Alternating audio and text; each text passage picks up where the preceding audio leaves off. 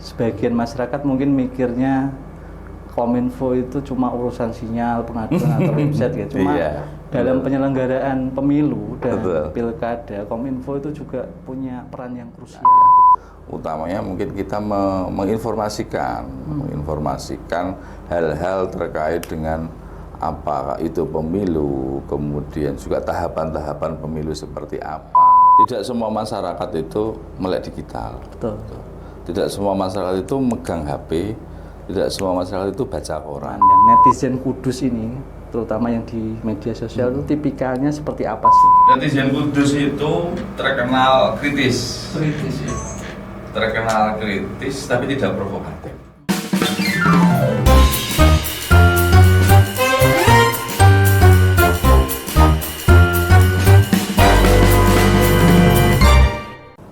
Teman pemilih, pernah nggak kita sadar kalau rata-rata dari kita menghabiskan waktu hampir 3 jam 17 menit setiap harinya hanya untuk scroll media sosial. Fakta lainnya, menurut laporan digital 2026 dari Via Sosial dan Meltwater, pengguna media sosial di Indonesia mencapai angka 180 juta akun aktif. Ini setara dengan 63% dari total populasi kita. Sekarang bayangkan, dari ratusan juta interaksi digital yang super masif itu, apa jadinya jika ruang tersebut tidak dikelola dengan benar? Apa jadinya jika jempol-jempol itu bergerak menyebarkan hoax dan ujaran kebencian? Tentu ini bukan lagi sekedar soal beda pilihan saat pemilu atau pemilu kada, tapi ancaman nyata bagi kehidupan dan demokrasi kita. Karena itulah lalu lintas digital butuh penawar, butuh edukasi, dan pastinya butuh kolaborasi yang kuat. Untuk membedahnya, selamat datang di podcast KPU Kudus. Di episode ini bersama saya, Dika, akan membahas seputar dunia digital dan demokrasi di Kabupaten Kudus. Kali ini mengangkat tema kolaborasi digital KPU dan Kominfo Kudus, mengawal demokrasi, menjaga ruang literasi. Sudah hadir di tengah kita semua narasumber spesial kita hari ini, Kepala Dinas Komunikasi dan Informatika Kominfo Kabupaten Kudus, Bapak Satria Agus Himawan SSTP MM. Selamat datang Bapak. Selamat pagi.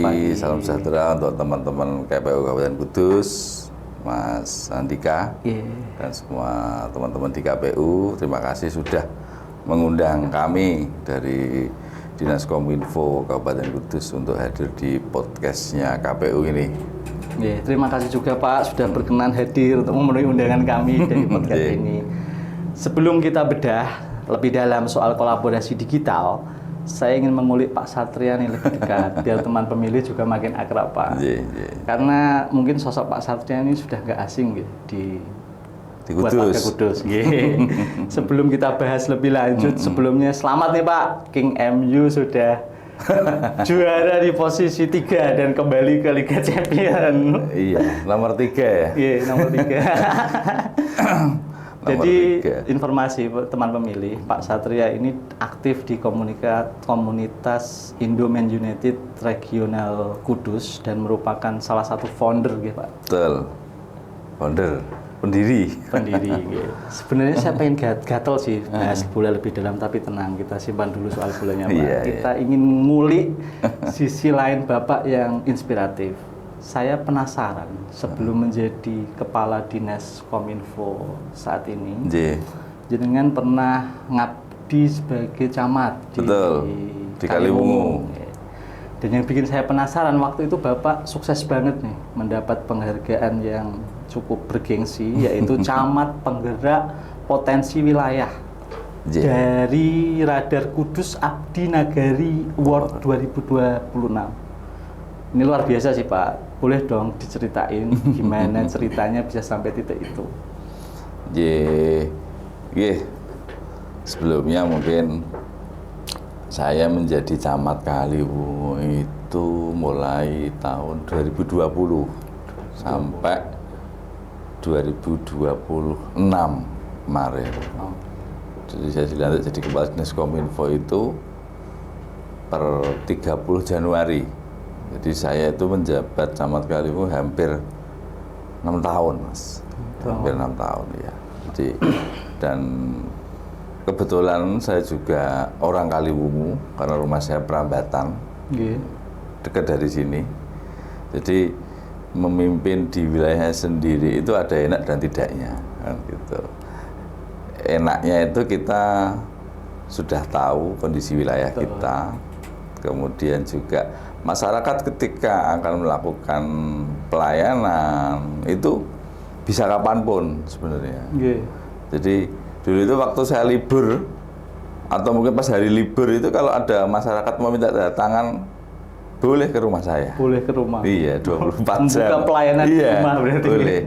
Nanti tinggal stempelnya tinggal ke kantor gitu aja.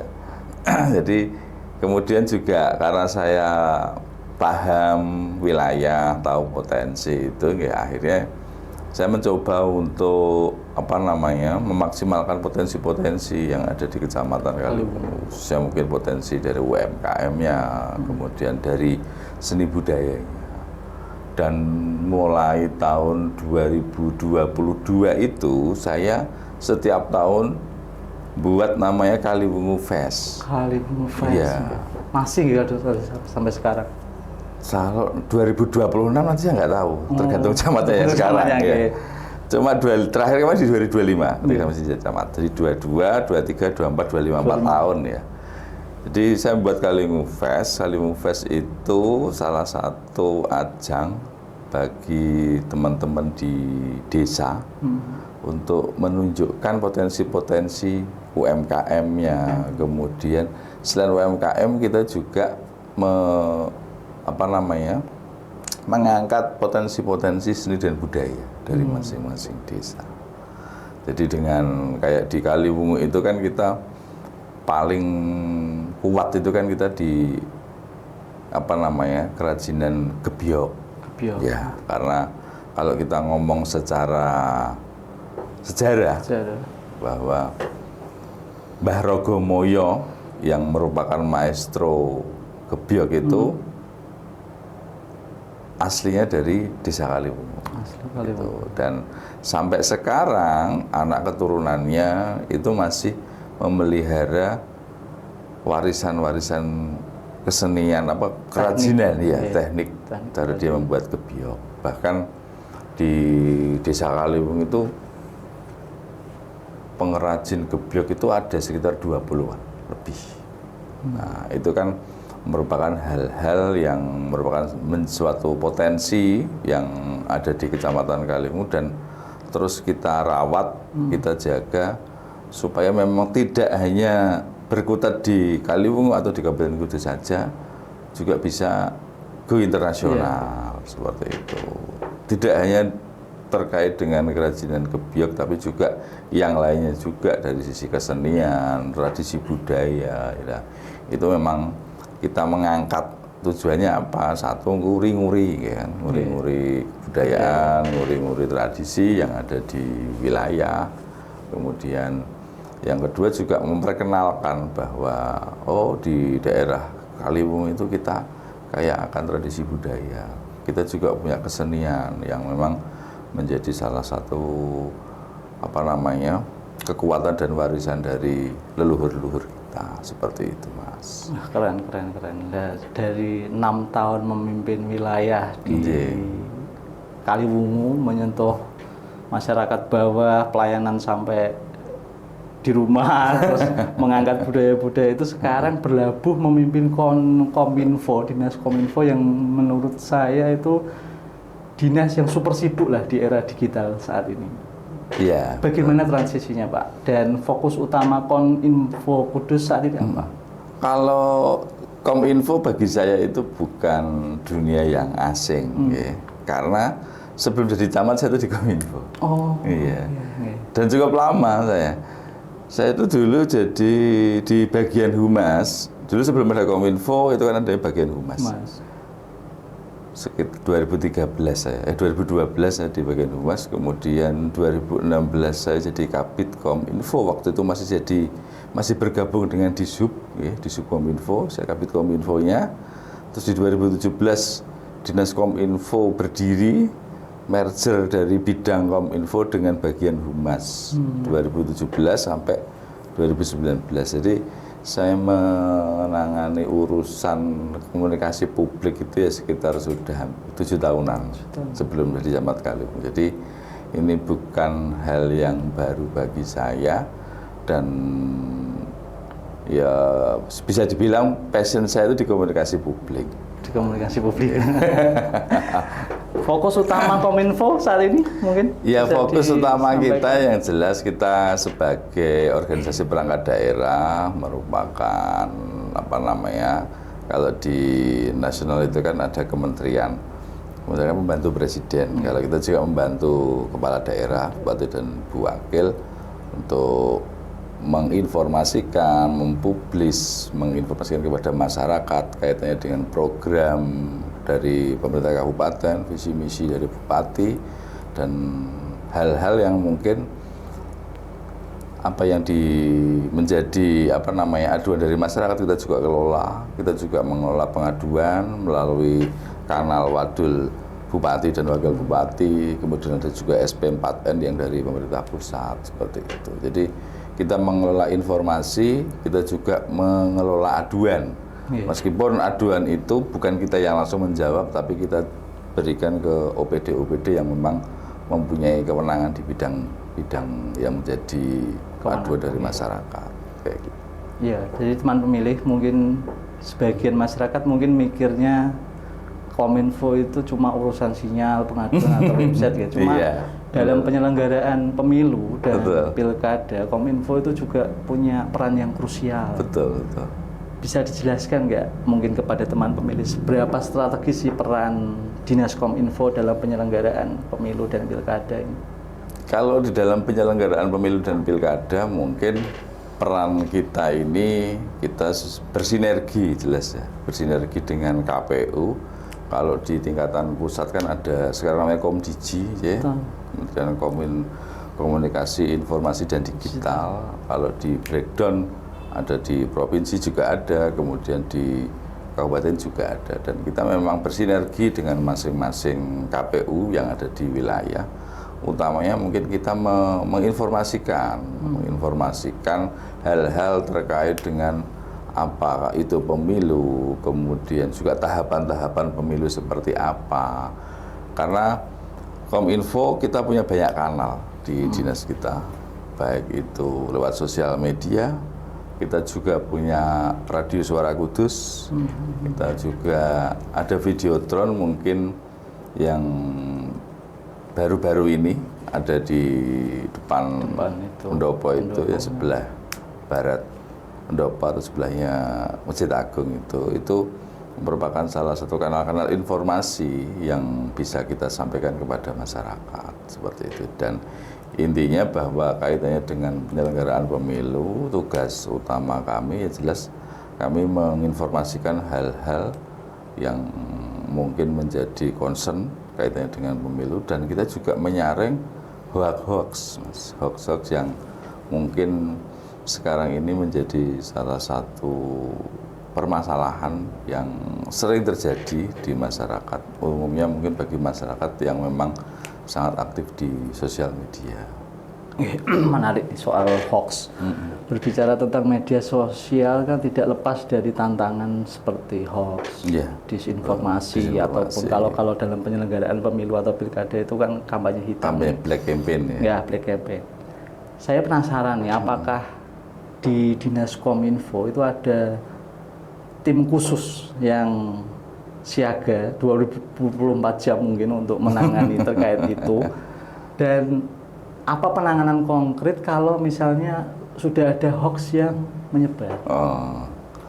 Jadi kalau di Kominfo sendiri kita memang punya tim, ada ya tim monitoring di media lah, di media baik itu dengan kami dari internal maupun juga dengan eksternal. Dan kalau memang ada hal-hal yang terkait dengan disinformasi, kemudian ada hoax, atau mungkin sudah mengarah ke fitnah gitu, atau mungkin sudah ada pelanggaran undang-undang ITE, biasanya kami bekerja sama dengan teman-teman dari Polres, teman-teman dari Polres untuk melakukan tindakan gitu. Ya mungkin tindakan-tindakan yang dilakukan mungkin tidak langsung berupa tindakan pidana ya. Betul. Mungkin di awal mungkin kalau memang tarafnya disinformasinya belum keterlaluan, mungkin biasanya sih kita dipanggil melalui Polres, kemudian diminta untuk klarifikasi gitu. Salah satu contoh yang baru kemarin pocong itu yang di Facebook Pak Momon itu ya. Betul. Itu mah tetangga saya itu. Emang dia aktif di Facebook?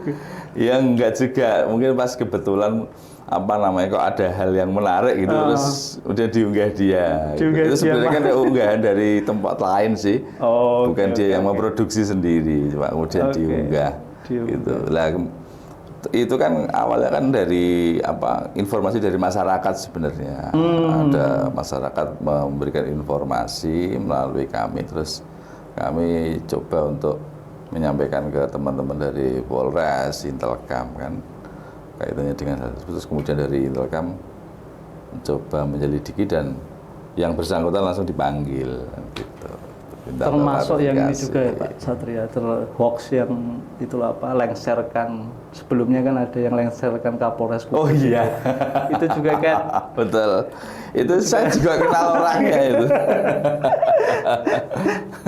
Memang sekarang itu media sosial itu sangat-sangat masif gitu. Betul. Data KPU aja itu nanti di 2029. Pemilih kita itu nanti akan didominasi oleh Gen Z dan Gen milenial, sisa Gen milenial. Hampir 60% ini. Menurut Bapak, saran cara efektif nih agar informasi, terutama informasi kepemiluan tuh bisa dikemas sesuai selera anak muda zaman sekarang sehingga lebih menarik dan mudah diterima itu gimana?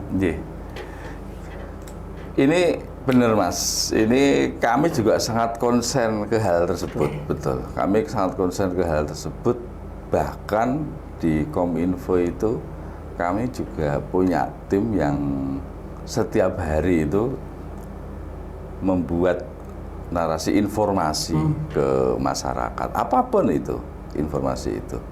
Kami mencoba untuk membuat semenarik mungkin. Tidak hanya dari sisi visual, tapi juga bahasa di dalamnya. Bahkan mungkin kalau kita mau membuat video itu, kita coba melihat video yang sekarang sedang FYP itu apa. Betul. Jadi kita bukan FOMO atau apa. Kita mencoba bahwa ini yang disenangi masyarakat. Kita mencoba untuk membuat hal yang serupa, tapi di dalamnya ada informasi-informasi yang kita sampaikan ke masyarakat. Mereplikasi. Iya, mereplikasi. Biar algoritmanya jalan, nanti biar informasi yang kita sampaikan itu nyampe ke masyarakat. Mungkin kalau influencer itu kan mungkin hanya lebih ke hiburan gitu, tapi kita juga ambil sisi hiburannya, tapi di dalamnya tetap harus ada informasi-informasi. Salah satu contoh ini Mas, di tempat kami mungkin bisa replikasi di KPU juga. Kebetulan kan saya fans MU gitu. Nah, itu. Tiap kali MU menang itu kan ada skornya itu. Gitu. Terutama kalau pas big match itu. Nah, kebetulan kan kita beberapa di musim ini kita kalau big match menang terus Mas. Nah, gitu. Jadi kita bikin itu kayak gitu, MU skor. Contohnya mungkin pas lawan Liverpool kita menang 3-2 gitu. Itu kita buat tiganya flyer gitu. Iya, keren. Atau mungkin video-video di TikTok yang bagus, menarik, ya kita coba replikasi, tapi kita ada informasi-informasi yang disampaikan gitu. Tapi itu juga menurut saya gitu, itu tergantung pimpinannya Pak. Ya, artinya betul. Pimpinannya kadang ada yang bisa menerima itu ide-ide hal-hal seperti itu jadi fresh, jadi secara algoritma itu dia jalan. Tapi ada pimpinan yang masih istilahnya berpandangan lama lah ya. Jadi terlalu nggak resmi lah untuk kedinasan, mungkin sifatnya nggak resmi gitu. Saya tahu yang jenengan yang postingan Diskominfo itu yang 32 tapi disisipi apa itu 5 hal atau 3 hal yang tidak boleh dilakukan. Iya, kalau dilakukan 2 hal yang menarik sih sebenarnya. Ya sekarang juga kan tim-tim bola itu pasar Indonesia menurut saya juga itu kan sangat potensial gitu. Iya, benar.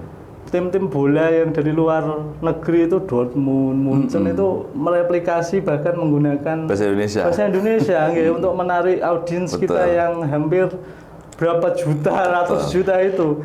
300 juta. Jadi, mungkin itu untuk tadi sudah dijelaskan gitu yang untuk media sosial. Sekarang kalau untuk masyarakat yang kalangan mungkin masih baby boomers, lansia orang-orang pelosok lama-lama yang mungkin tidak terlalu aktif di ruang digital. Okay. Strategi Diskominfo ini gimana agar informasi apapun itu informasinya, informasi terkait pemerintahan, informasi terkait kepemiluan bisa menjangkau lapisan masyarakat tersebut tanpa terkecuali. Jadi kalau kebetulan kan kita juga punya banyak kanal ya. Kalau untuk generasi Gen Z, milenial itu tentunya kita dengan sosial media, mungkin dengan hal-hal yang menjadi di saat ini itu mungkin bisa menjangkau. Tapi kalau untuk memang baby boomers atau mungkin masyarakat yang sudah lansia usia 50 ke atas 60 itu satu kita punya radio. Radio Suara Kudus. Dan kebetulan Radio Suara Kudus ini kalau di Radio Suara Kudus ini pendengarnya memang kebanyakan orang-orang yang sudah senior Mas, ya. Karena mereka punya komunitas sendiri. Ada namanya monitor. Ada monitor karena kita biasanya ada tembang kenangan, keroncong. Nah itu memang yang menjadi objek pendengarnya adalah orang-orang yang memang sudah usia 60 ke atas. Kemudian kita juga ada namanya forum FK Metra. Ya, jadi forum komunikasi media tradisional. Nah, ini biasanya kita itu melakukan pertunjukan-pertunjukan seperti wayang, ketoprak, atau mungkin teater. Tapi di dalamnya kita sisipi informasi-informasi. Gitu. Beberapa kali di tahun 2025, 24 waktu saya belum di Kominfo itu memang rutin Mas, aktif. Tiap tahun kita pasti menyelenggarakan festival seperti itu di desa-desa biasanya. Dan sasarannya ya tadi itu memang masyarakat yang memang belum melek secara teknologi. Memang dia belum mungkin nggak paham itu sosial media itu apa, ya memang salah satu cara untuk memberikan informasi kepada masyarakat yang melalui media tradisional itu. Strateginya menyeluruh ya, inklusif. Artinya semua media sosial ya dipakai, media tradisional segmennya punya tersendiri, jadi punya dampak yang mungkin bisa menjangkau seluruh lapisan, ngerti nggak Pak? Iya, karena kan kita tidak menafikan bahwa tidak semua masyarakat itu melek digital. Betul. Tidak semua masyarakat itu megang HP, tidak semua masyarakat itu baca koran. Jadi memang kadang-kadang kita informasi dari mulut ke mulut itu juga penting. Betul. Nongkrong di warung. Iya, gitu betul. Itu juga penting. Iya.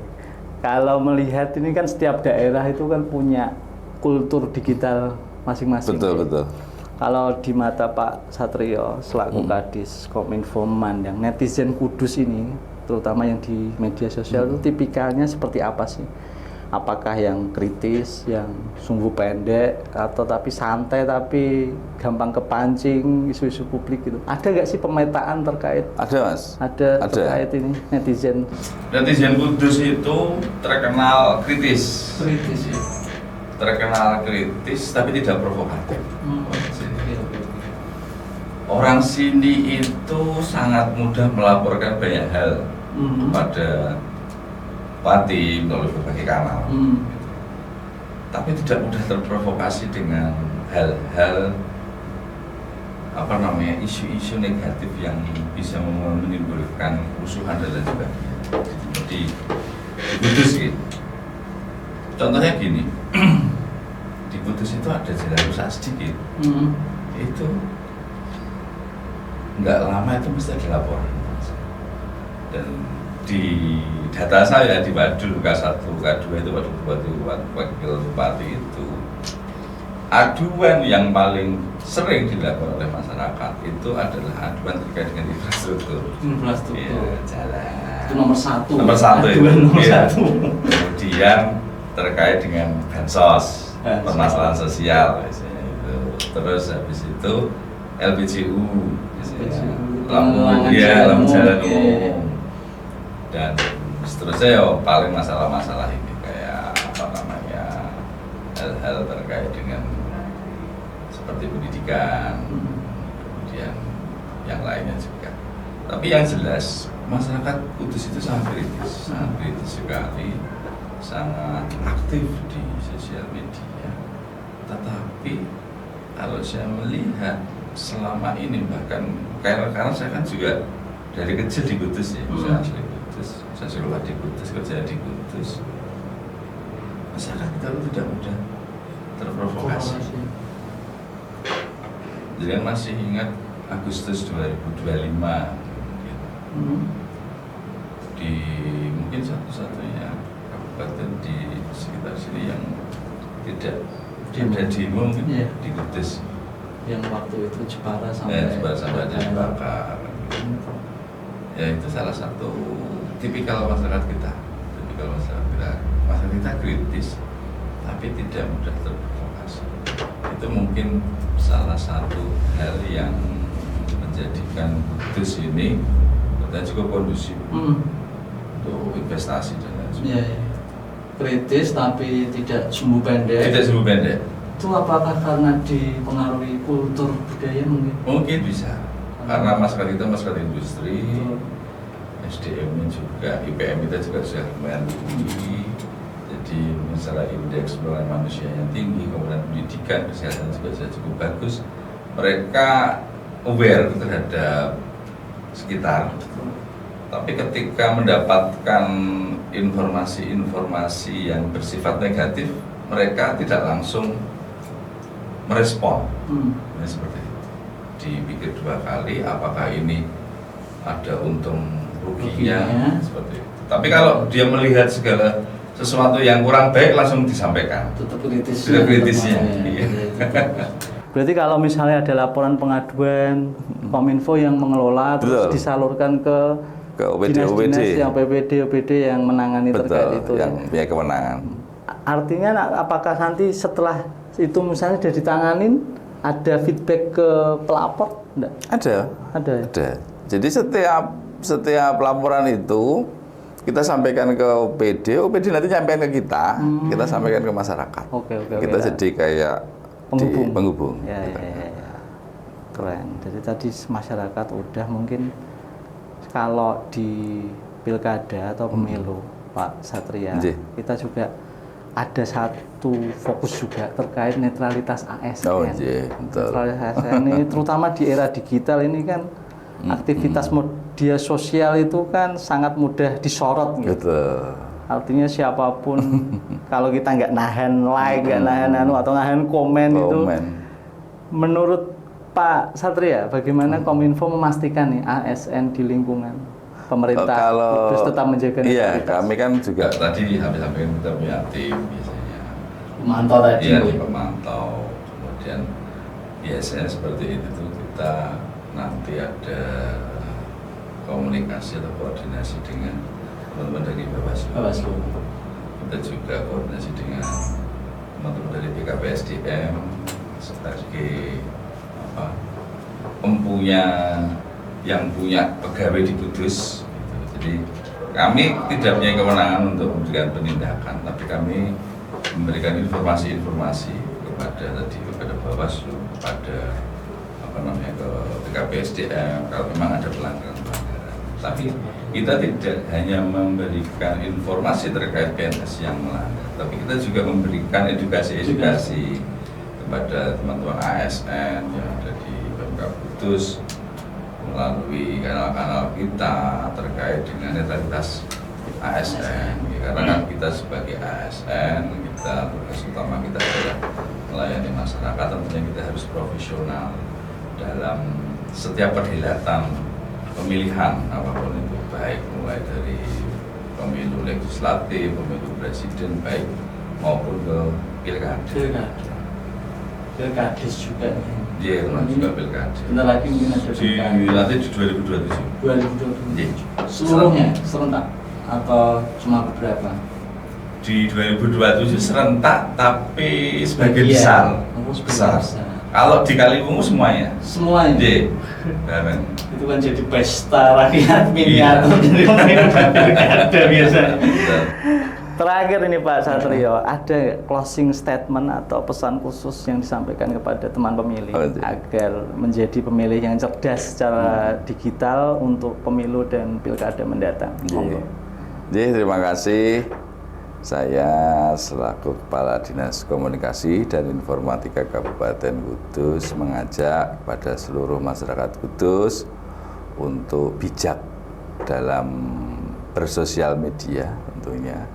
Bijak dalam menerima informasi atau menyampaikan informasi, dicek dulu apakah informasi itu benar-benar valid, benar-benar memang tidak mengandung fitnah.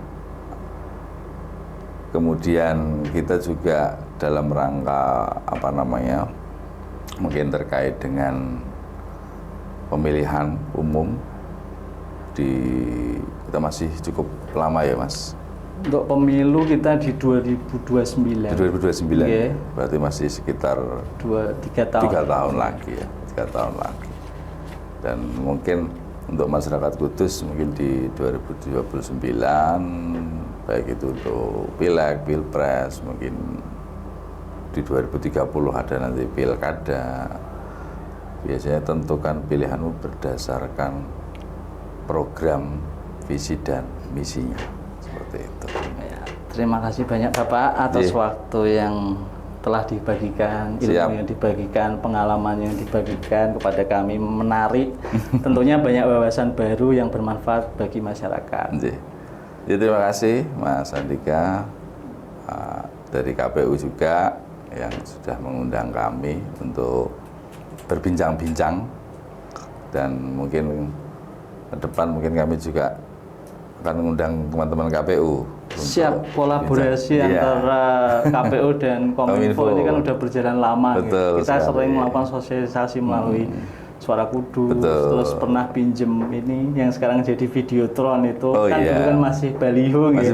Kita sering hubungan dengan Kominfo untuk melakukan sosialisasi di sana. Jadi banyak titik-titik Kominfo yang kita manfaatkan dalam penyelenggaraan pemilu pilkada. Kami sangat terbuka, terutama mungkin dengan KPU terkait dengan memberikan informasi khususnya kepada masyarakat Kudus terkait dengan apapun itu.